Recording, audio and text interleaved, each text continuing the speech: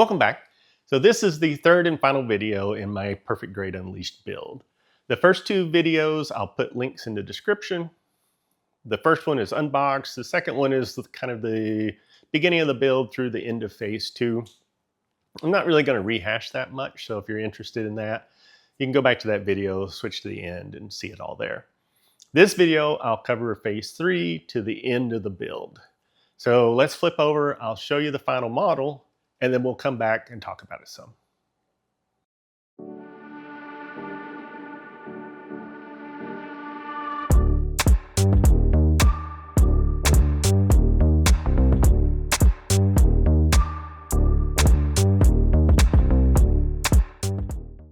Okay, so let's talk about this some. I mean, first off, you just can't argue with the details, the intricate pieces. I mean, this thing probably has 50 or 60 opening panels, super articulation, except for the hands. That was a little weird. It's like there's no finger articulation, and it comes with like 5 or 6 different fists.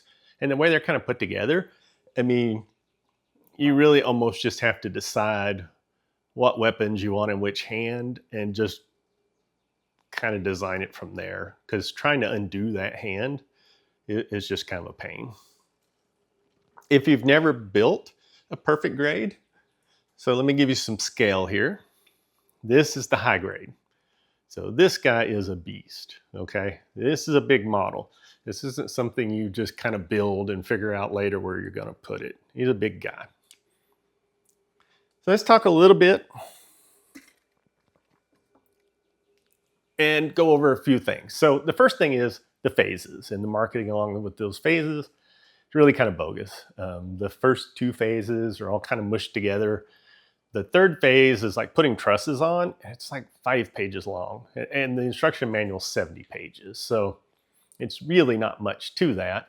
And then the armor is the 4th phase, and then the 5th phase is like weapons and miscellaneous things. So it doesn't really jive as far as this thing is 5 phases to build. The other kind of part of the marketing around phases was supposed to be kind of, if you're building a mech in real life, this is how it would happen. But this comes to my annoyance. Phase 3 and 4, you do a lot of disassembling on the model. So the waist, the shoulders, the head, the backpack, some of the chest, it's like you end up like taking these things apart, putting more pieces on, and then putting them back on the model, which kind of kills that whole real life thing, right? Because if you're building a 40-ton, 60-foot mech, you're not like constantly putting things up and down, right? But it's just annoying for me because I don't like disassembling my Gundam. It's just, if I'm going to break something, that's going to be when it happens. The other thing this kind of phase approach kind of brings about is you build the inner, you build the trusses, but you're not putting the armor on till the end. So there's places like, you know, this little piece here pivots and it sets inside this other truss. But this armor is what pins it. It's what traps it there. So without the armor, but these things on here, they just kind of fall off, right? So as you're handling the Gundam, these things just kind of fall out. They're not held in place really. Same thing with these metal stickers that you'll find here and here. They just kind of fell off with me at random times, to the point really I came in one evening and 2 of them were laying on the workbench. So I kind of skipped ahead in the directions and found the parts that kind of trap these guys and went ahead and put them on because I just was tired of those things falling off. The instructions had a couple of weird spots. I didn't like how it saved some stuff to the end, like building. It shows you like 2 hand, like open hand fist, but the rest of the hands you don't build until the very end. The LED you don't put in till the end. It's just kind of weird on some of that. It's one of the unfortunate things is I have not done another Gundam at kind of this level price point. So I have a hard time comparing it to anything else. I mean, I've done some master grades and stuff, but it's just nothing to this level, right? But if someone were to come to me and say, hey, should I take on the Perfect Grade Unleashed? My answer is going to be, it depends. If I tell you all these things and you're still like, cool, then of course, go for it, right? Because it is awesome.